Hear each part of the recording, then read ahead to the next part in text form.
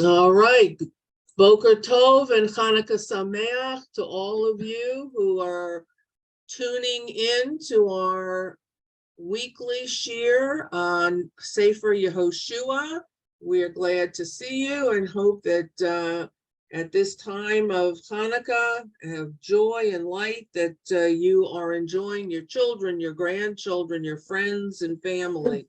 And we hope that everyone is well as we begin learning about chapter 12, Sefer Yehoshua. So if everyone would please take your text, and we will begin reading that in a moment. Now, in effect, the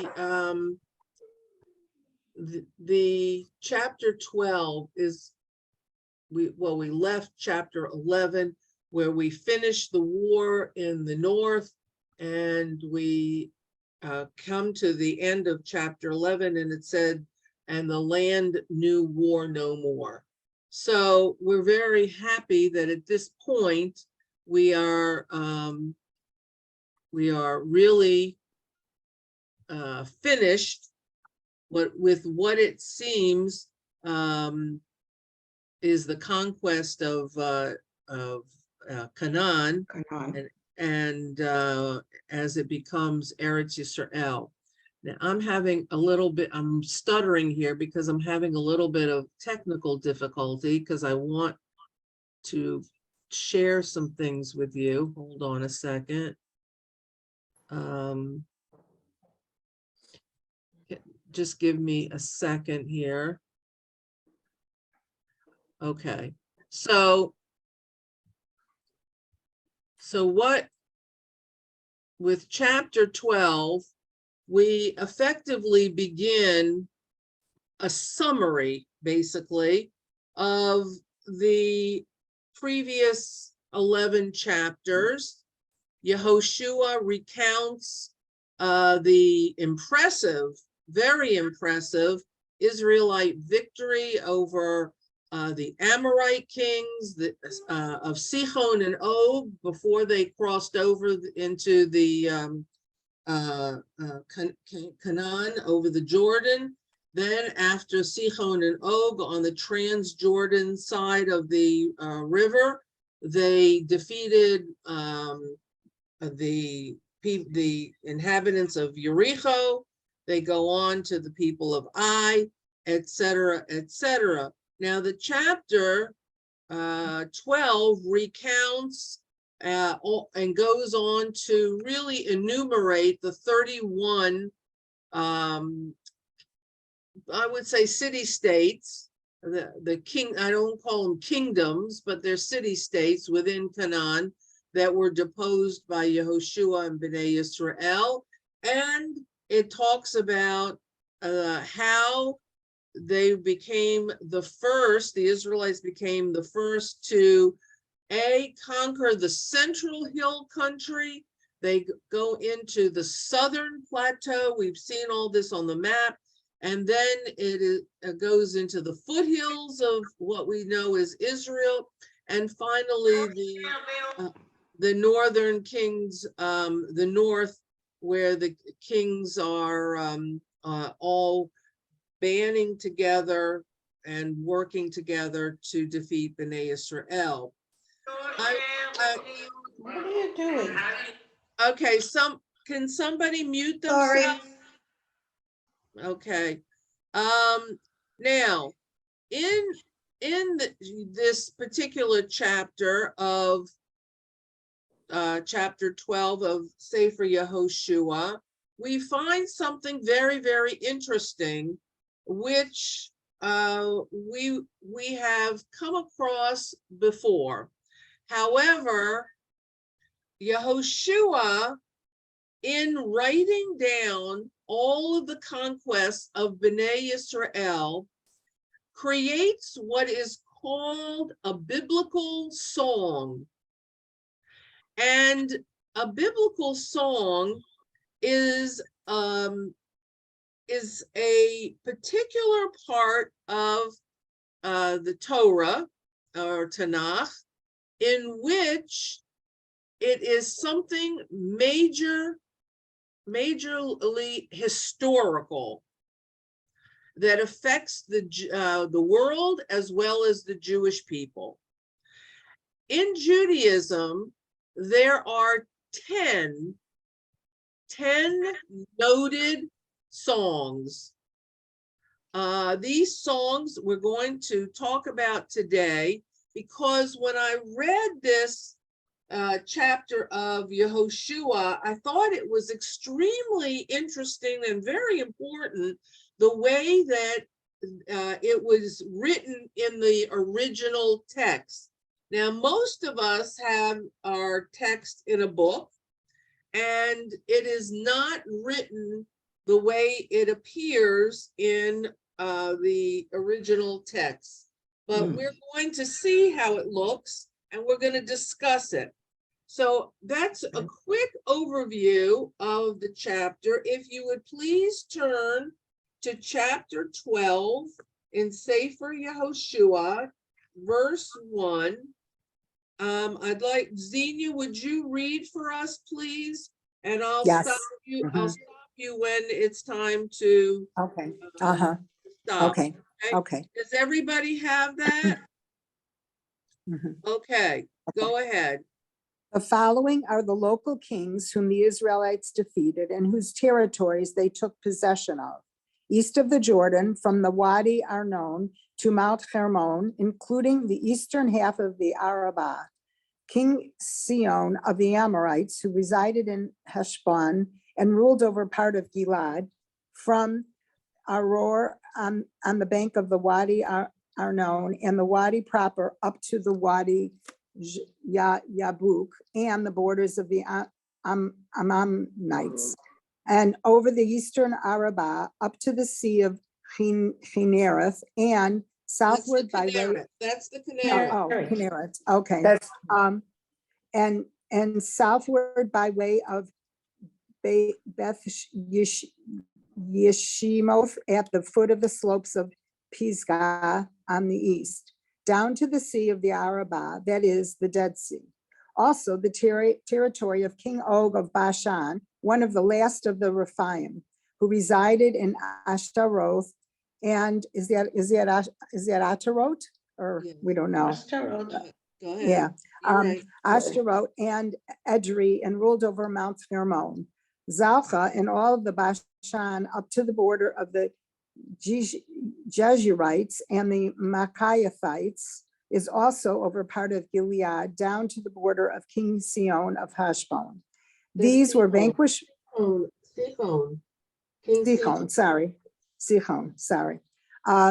These were vanquished by Moses, the servant of the Lord, and the Israelites. And Moses, the servant of the Lord, assigned that territory as a possession to the Reubenites and the Gadites and the half tribe of Manasseh. And following are the local kings whom Yehoshua and the Israelites defeated on the west side of the Jordan, from Baal Gad in the valley of the Lebanon to Mount Halak, which ascends to Seir, which Yehoshua assigned as a possession to the tribal divisions of Israel.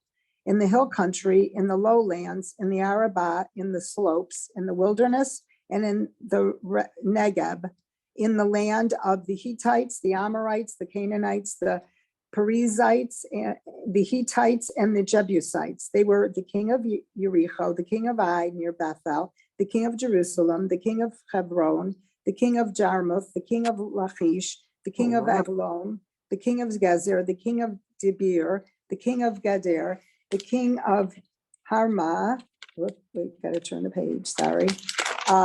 The king of Arad, the king of Libnah, the king of Abdullam, the king of Makeda, the king of Bethel, the king of Tepuach, the king of Hefer, the king of Aphek, the king of Sharon, the king of Madon, the king of Hazor, the king of Shimon Meron, the king of Ashbach, the king of Tanakh, the king of Megiddo, the king of Kedes, the king of Yokneam in the Carmel, the king of Dor in the district of Dor, the king of Goim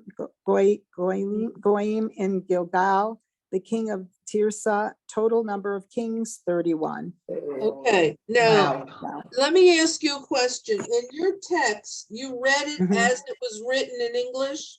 Right, Okay. yeah, yeah. Who Mine sitting is, yeah. and and saw that it said, when they started to name the kings, it said, the king of Jerusalem won, the king of Hebron won. Oh, you know what? I Yes. didn't see. They actually, yeah, they did. The- I apologize. It was in a king- separate column far away. So Okay. yes, they each said one, Okay. until the bottom. Yeah. Right, Sorry. okay. Okay, so let me show you so that is the chapter 12. Now, chapter 12 ends the discussion of all the battles of in Sefer Yehoshua, and I'm going to get the Tanakh that I have here, and I'm going to share the screen. Let's see, with you, let's okay, now I'm going to show you what that looks like in the text of the Torah, of the Tanakh, and I hope that you can see it. Let's see, in the Hebrew. Can you see that? What does it look like? What does that look like? It looks like a list. I A mean, with, list? and everything starts How with. many the columns king. are there? There are One. One on each side, no? There's Yeah. two columns. There's two Right. columns. Achad. We have to move your book more to the side. Yeah, Here. yeah. Now we Okay. see two columns, Yeah, now we yes. see two Mhm. columns. Okay, can you see the two columns? Yeah, Yes. my book is the same. Mhm. Okay. Mine So also. on one side, it says the name of the king, and on the other side, it says Echad. Achad. Echad. Mhm. Mhm. Okay, Right. now, here, look at this. This is the list. All right, this is the list of the 31 of the kings. Now, does anybody remember anywhere else in the Tanakh that has a list that looks like this? Purim? Yep, who Mhm. said that? Mhm. Janet, Janice. Janice? Do I get a Sufganiya? You do. You do. What about Purim? The list of the sons, Mhm. Right. All right, Haman's sons, of whose sons? Haman. I'm on. Mhm. Okay, do The you big see guy. this list?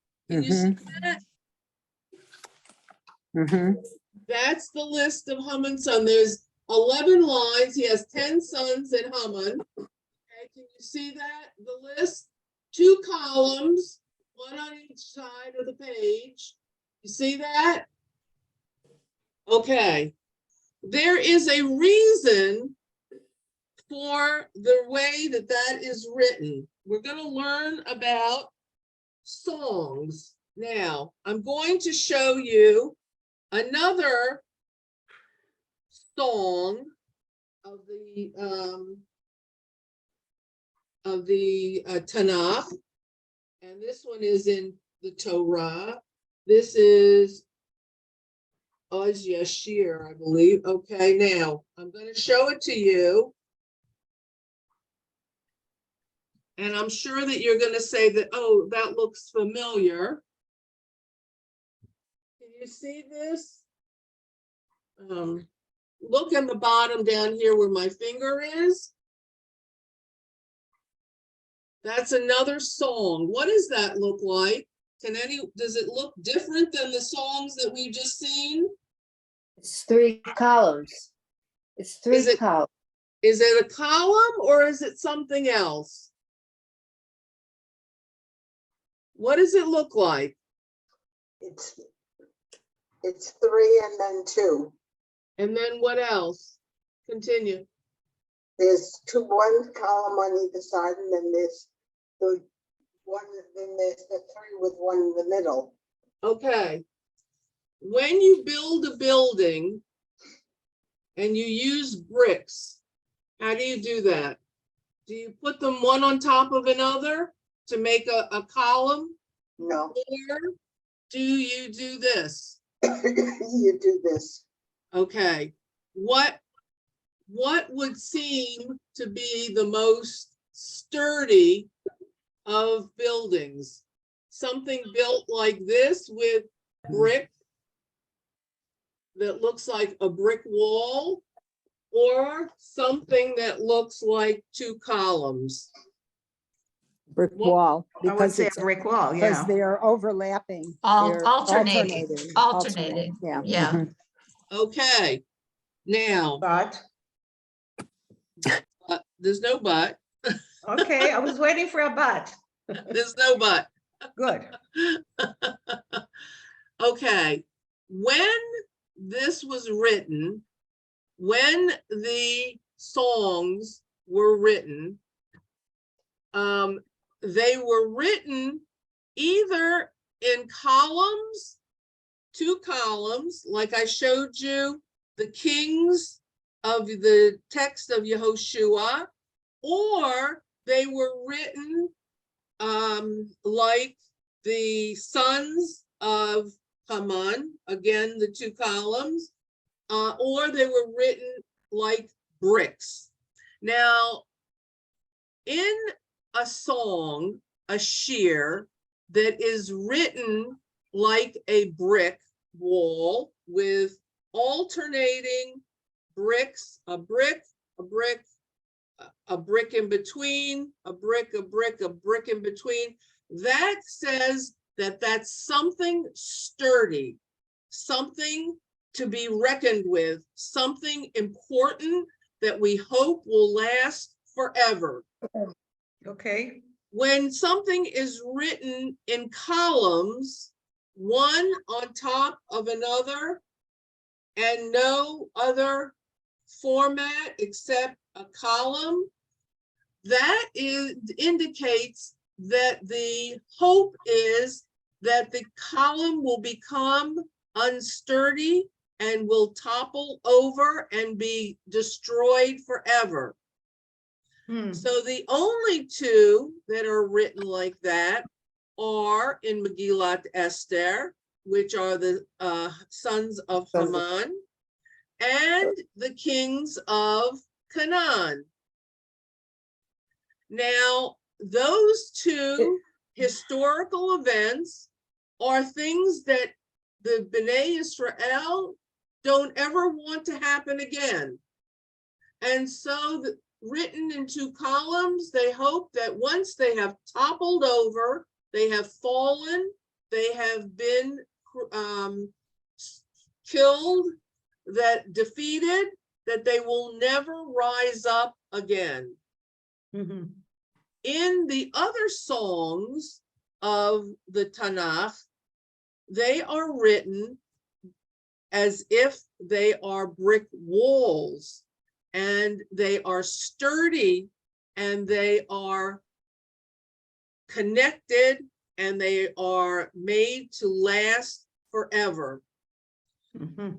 Okay, now, the way it's described is that all of the passages in the biblical songs are written as if there was a half brick arranged upon a whole brick and a half brick. That's what, when you read Oz Yashir and some of the other shirim in the Torah, when you're in show, you'll see it possibly in the Chumash, the text that you have.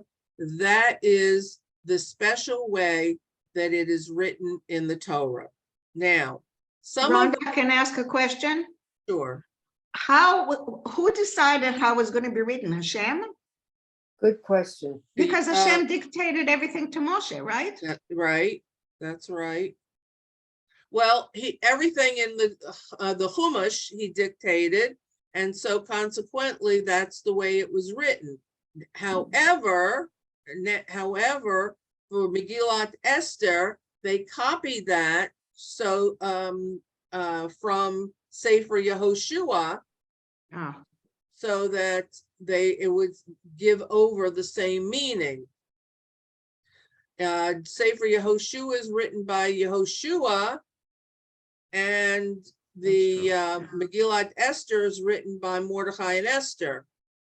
right.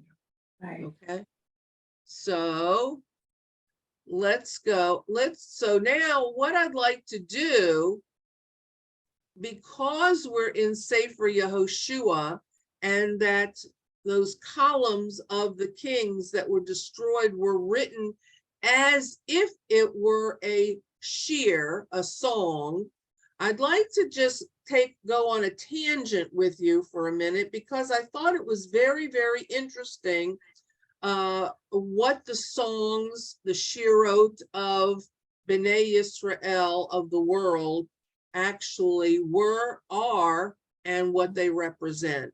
So if you will take a moment with me, and let's take a look at the shirot.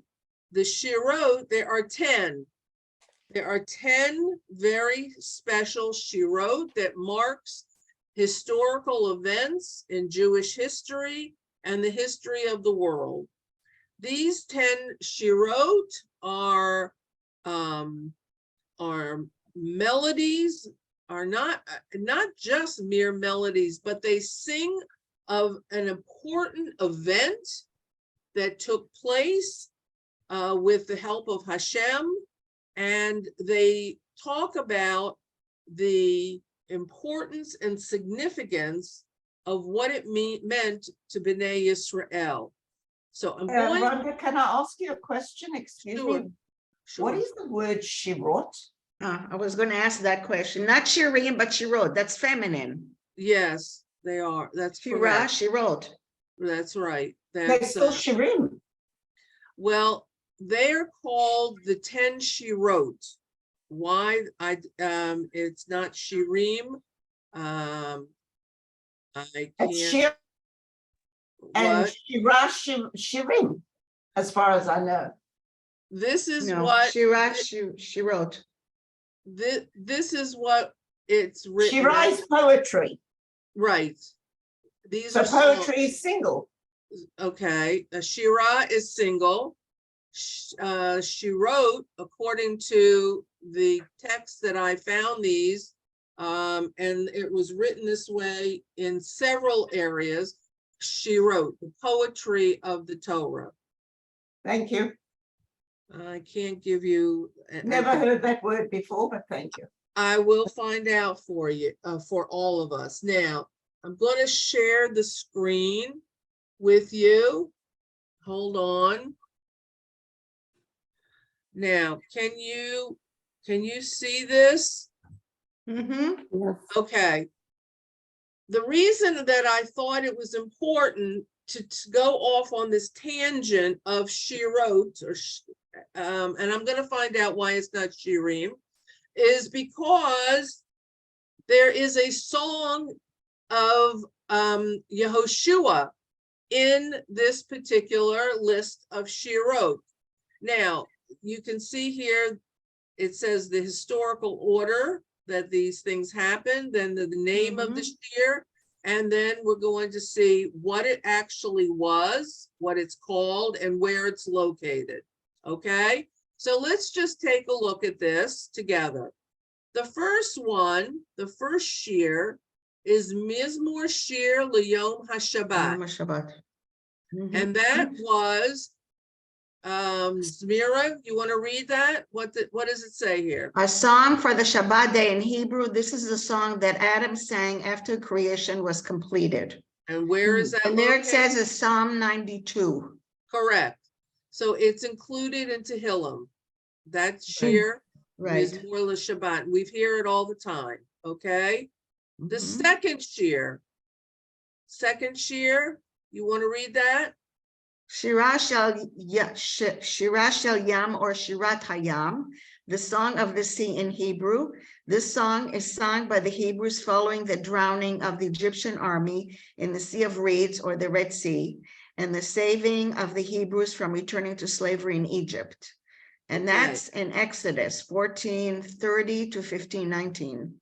So Okay, it's not in that book of Psalms then. no, this one is No. not. No, In no, they're not. Exodus. No, Okay. no, they're not. They're in different places. Now, Right. this year, we're all familiar, Oz Yashir, and who sings that song? Who breaks out in song? You said the The women. Hebrews. But who leads the song? Miriam does. Miriam. does. Miriam and Moshe lead this song of joy, rejoicing as they get to the other side of the Yam Suf. And so that was a very historical moment. So we have two very historical, one creation and two, the crossing of the Yam Yes. Suf. Okay, third one. Linda, you want to read this one? Okay, Shirat HaBe'er, literally the song of the well in Hebrew, where well in this case refers to a source for water.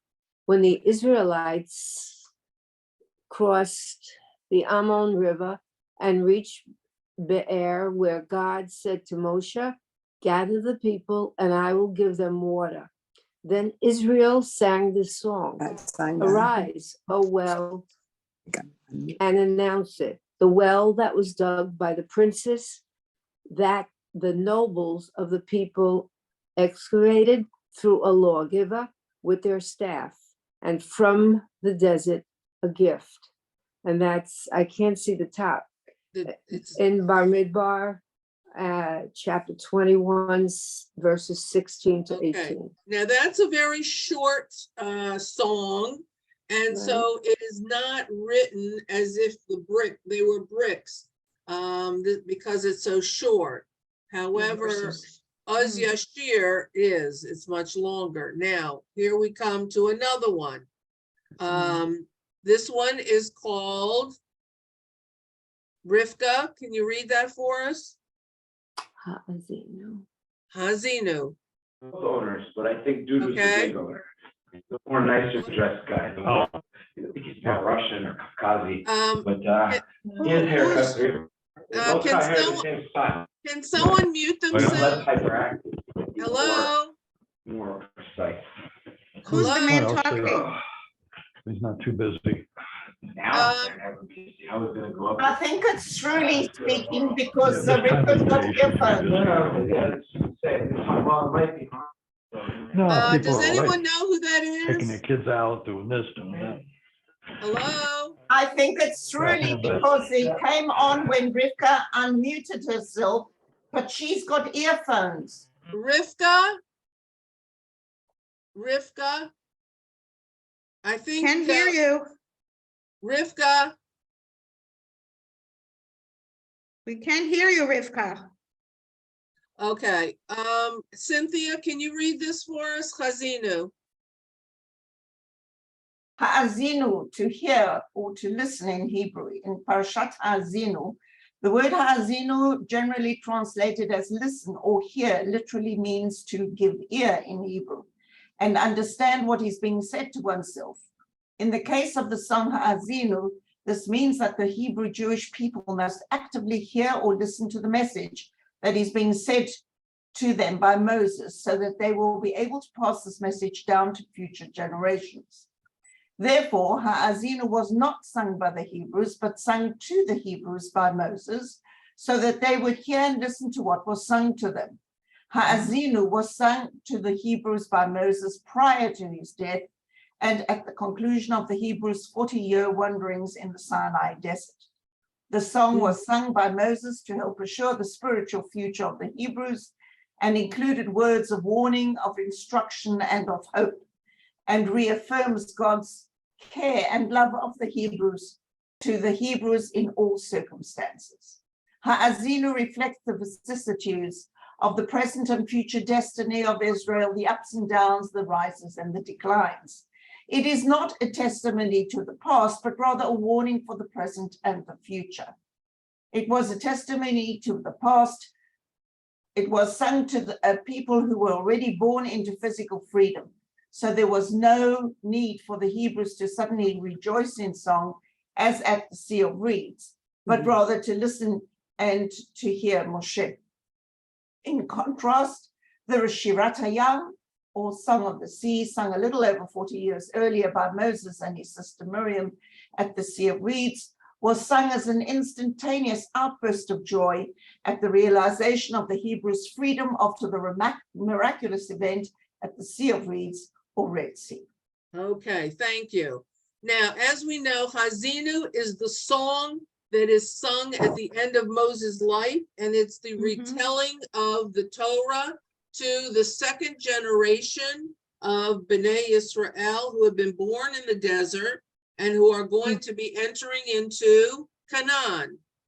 So this song is really significant because it is told to a generation who did not hear the giving of the Torah at Har Sinai, and it is given to the people because it is a song that is for the their present and their future. And Moshe tells them, if you listen to this song, if you listen to these words, if you adhere to all that he has said, then their life in Canaan, in Eretz Yisrael, will be significant, and they will live a Torah life according to the values and commandments of Hashem, and they will be successful in all that they do. This is huge. So the Az Yashir, crossing the Red Sea, and Hazinu are very important pillars of our history, and there are poetically sung in the Torah. We get to the next one, which is should be quite familiar to you. Go now, Xenia, can you read this? The fifth song is okay, Shirat HaGivon, the song of Givon. Who is that? The Gibeonites, the Givon, yeah. Givon is the place in the valley of Ayalon near Jerusalem in the book of Yehoshua. Yehoshua was the leader commissioned to lead the conquest of Canaan, and he exhorted the sun to stand still upon Givon and you, the moon, in the valley of Ayalon, in order to enable him to wage war and to defeat Adoni-Zedek, king of Jerusalem, and his allies, and enabled the Hebrews to enter Canaan and set up the divisions of land for each Hebrew tribe, as well as establishing a sanctuary at Shiloh, which served as a holy city and stood for 200 years until the first temple was built by King Solomon. And this is where we went on our tour. That's right. That's right. We were there. Now, this is the song that Yehoshua sings. He is one of the people who has a shear, and his shear was that the sun and the moon should stand still. We read that text in chapter 10, and it's only a couple of lines, but that is one of the most significant moments in Jewish history where an Israelite requests of Hashem that he should change nature. He should change the nature, and Hashem is the master of nature, so that the Israelites can accomplish what Hashem has requested of them. That is the significance of the song, of these couple of lines where nature was called in to change so that man could do God's will. Now, the next song we will eventually get to, because we're going to be learning the Judges. So, Devorah. Okay, Susan, can you read for us? Yes. Sixth song, Song of Devorah. This song was sung by the prophetess Devorah, or or Devorah in Hebrew, after the Hebrew armies defeated the armies of Canaan, led by the general Sisera. Devorah also sings about Yael, the wife of Heber the Kenite, who used a spike and hammer to drive the spike through the head of Sisera while he slept. Okay.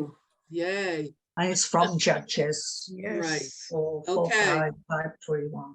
Right. So we have a song, a Shir Devorah as another one that we will learn eventually. Now we go to the 7th song, and this song is Janice. You want to read this? Song of Hannah. The Oh, wow. Song of Hannah. Hannah was the mother of the prophet Samuel. The Song of Hannah calls attention to the humiliation and misery of a barren woman, namely Hannah herself, who confides her pain to Hashem. After her prayers are completed, she is then blessed with a child, Samuel. Essentially, the Song of Hannah is the story of a woman who was barren for a long time and then was blessed with a child. Then I miss blessed with a child, Samuel. Okay, this is but one of many examples of the power of prayer in the Hebrew Bible. Okay. Now, There were a few women that were in the same position, like Sarah, All that's the right. Imahot. Yes, Yeah. Rivka. yes, we learned about this, and interesting that the Song of Hannah is chosen to be part of the Shirot of the poetry of Bnei Yisrael. And I might say that anyone who says that Judaism is a very male-oriented religion, here are 2 out of 10 so far of songs. Well, 3 if you count Azashir, where Miriam sings, and women play a very important part because their needs in Bnei Yisrael as part of God's children are very important. And being a barren woman, not being able to bring Jewish children into the world is a very, very significant event. So we go on to the 8th song. Who's I can't see everybody who's on here. Adele, are you there to read? Yes, I'm here. You want me to do the 8th song? Yes. Okay, the Song of David in Hebrew. In this song, which has the distinction of being the only song of the 10 songs or 10 shirot to be mentioned twice in the Hebrew Bible, King David recounts the desperate state of his very survival and existence during parts of his long and varied career, and he sings a song of praise to God and dedicates the song to God after God has saved him from the hands of all his enemies and from the hands of Saul, the king of Israel prior to David. Okay. And that's So- from 2nd Shmuel. Okay, so he sings this shir, the Tehillah in Shmuel, Bet, and it's also in Tehillim. So it appears twice, as it says, it's the only song that appears twice, the same song twice in Tanakh. Okay, we go to the 9th song. Go ahead. Someone just start reading. I can't see anybody else. Okay, I'll Song read of it. Songs, Shir Hashirim in Hebrew. The Song of Songs is traditionally seen to be an allegory for the relationship between God and Israel by utilizing the example of the love between a man and a woman. Okay, and who's it written by? Solomon. Who? Solomon. Solomon. That's right, Shlomo HaMelech. Shlomo Melech.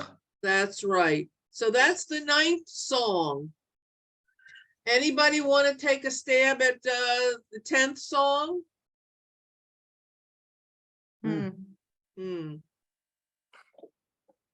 Interesting. Hatikva. Go ahead. Mashiach. Go ahead. Somebody read 10th Song song. has yet to be sung.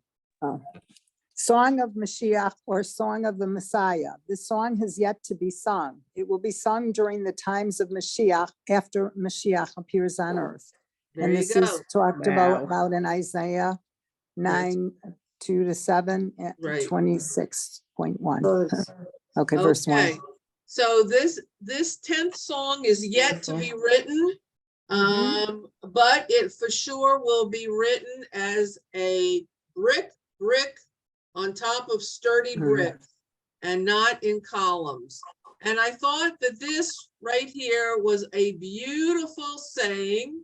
The Torah is God's libretto, and we, the Jewish people, are his choir. Collectively, we have sung God's song.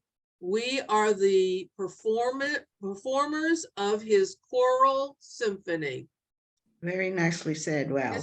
That's not said by Beautiful. me, that's said by Rabbi Jonathan Sachs. Ah, And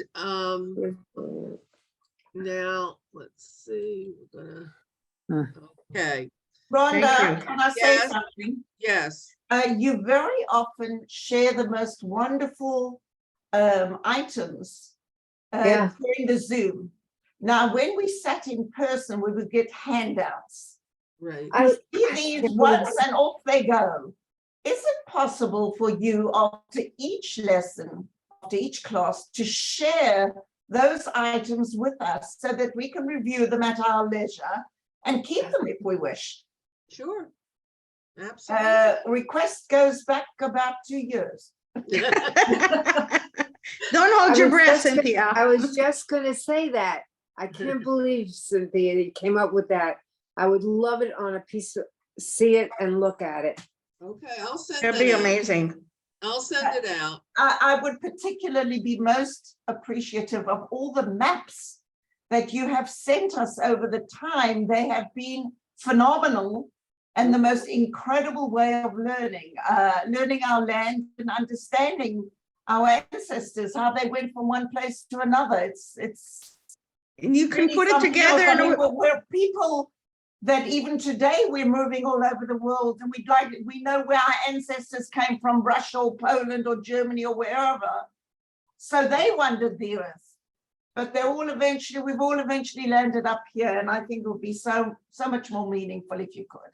Thank you. that would be an amazing book, wouldn't it? Okay. Or volume of books. Mm. All right, I will be happy to do that. So look Wow. forward in, as soon as I can send them out this week. Okay, I'll send them. I'll do the best I can. I didn't really realize that you guys wanted that. So, okay. I loved it.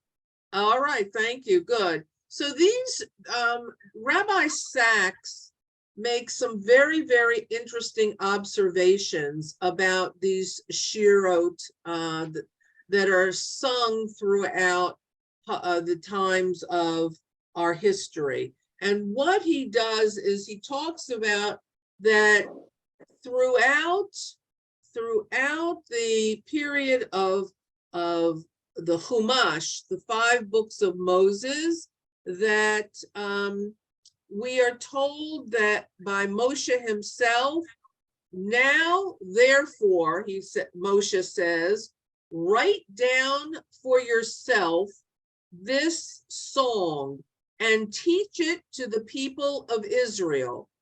Put it in their mouths, that this song may be my witness, meaning Moshe's witness, against the people of Israel, meaning about them. So Moshe says, I'm telling you my song because I want you to understand that it's your history. And by putting this in their minds and their mouths, they will tell their children and the children's children. And by telling the story in poetic terms, it is always easier, to remember a poem or a song than it is just prose. And oftentimes, when something is written in prose, all the details are not included, but it leaves room for speculation and interpretation. And I think that this is one of the most significant things that Moshe gives to us throughout the Torah, is that he's not always giving us every detail throughout the Torah, but he and God, as he is writing it as God's scribe, he gives us a chance to interpret the words of Hashem in every generation.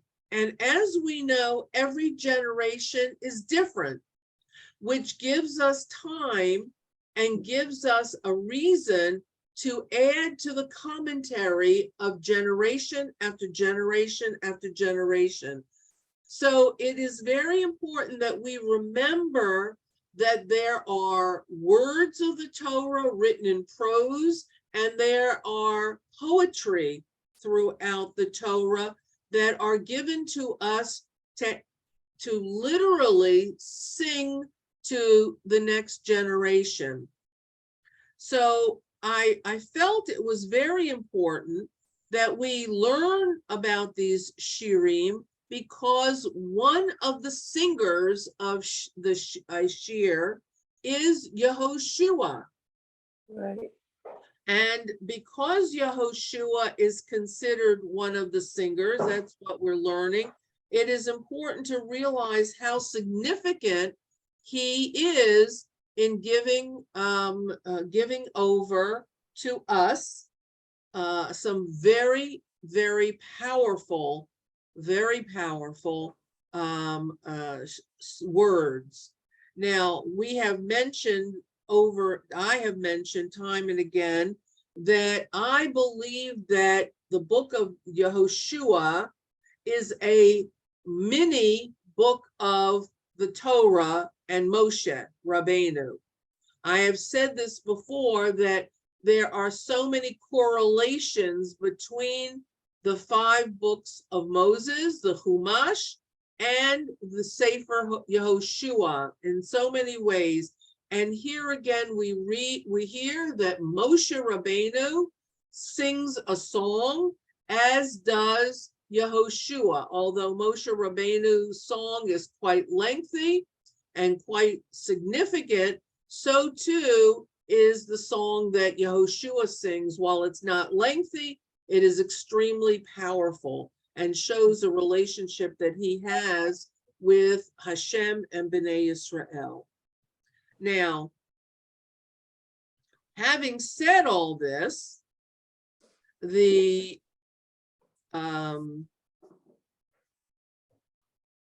Rabbi Sachs goes into talking about the whole symphony of the Torah and how we actually should sing it. That it is, and we do know that it is sung when it is read in the Beit Knesset, but he also sees it as music, as the language of the soul, and at the levels of the soul, the Jews enter the unity of the divine. That's what he says, that the music is the language of the soul, and at that level of the soul, the Jews enter the unity of the divine. I think that's a very, very poetic and beautiful statement that he makes about the Torah, about all that we have learned about the Torah. And he says the Torah is God's song, and we collectively are its singers. So the beauty that the Torah gives to us, and all of Tanakh, and the lessons of even in how Bnei Yisrael read the structure of the text, whether it's in 2 columns, and we hope that these 2 columns will topple and never rise again, as in the sons of Haman, and the kings of Canaan. The difference is how it is built like a brick wall. In the Az Yashir, when Miriam is singing, when the song of Hazinu is sung by Moshe, that those structures should last forever and that they should be part of our heritage forever and ever and part of our history and the world's history.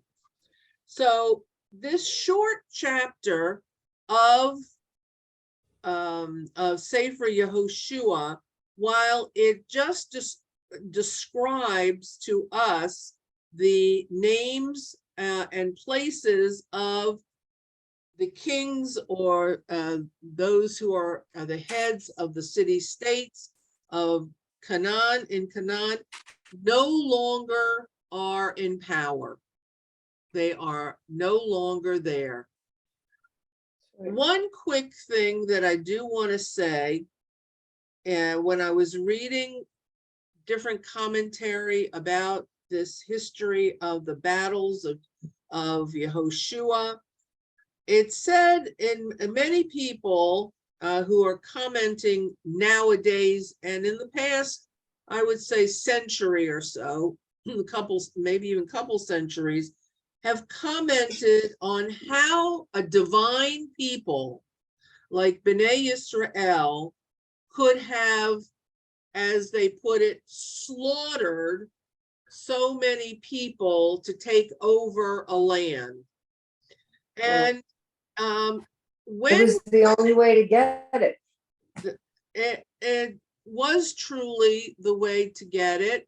However, after reading so many commentators, I am of the opinion that the winner of the war, who writes history, perhaps may give history a little bit of a different slant in their favor.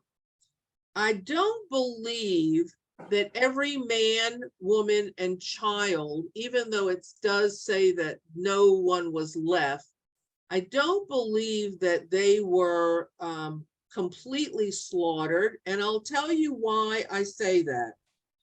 Not because if God had said to do his bidding, that's what they should do, but I do believe that there were people who were not killed and who were still part of these groups of people, because in the times of Shaul, David, Shlomo, and eventually the two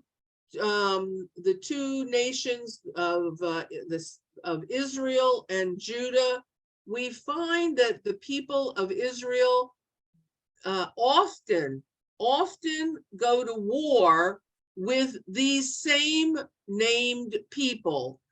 David fights the Jebusites in Jerusalem in order to take over Jerusalem.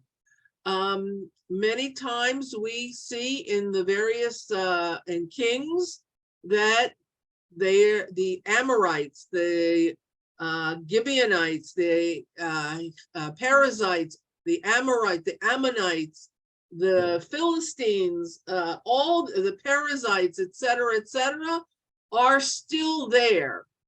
Right. I believe that perhaps there were many who escaped and went elsewhere to create their own little city-states or their own countries, and they were not totally annihilated.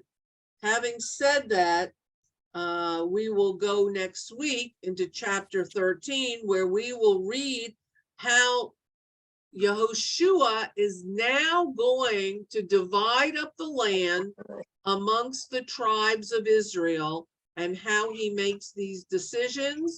And it's all very, very interesting. So I hope that all of you have a Hanukkah Sameach, that you enjoy the rest of Hanukkah and your family. And thank you for coming. Thank you.